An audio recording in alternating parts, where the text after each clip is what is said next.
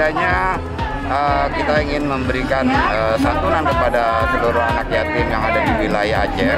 Kemudian kita memberikan edukasi berupa memperlihatkan alutsista yang ada, kemudian permainan-permainan, kemudian kita adakan keliling di wilayah Komplek Arus. Kita ingin berbagi, kemudian para anak yatim ini punya kesempatan yang sama dengan anak-anak yang lainnya, mempunyai cita-cita yang sama dengan anak lainnya, sehingga kita memperkenalkan pada mereka sehingga mereka punya cita-cita yang tinggi setelah kita perlihatkan alutsista apa yang ada di sini.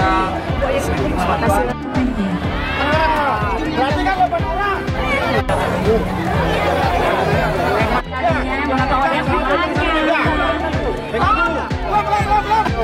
Yang berani ya Pak.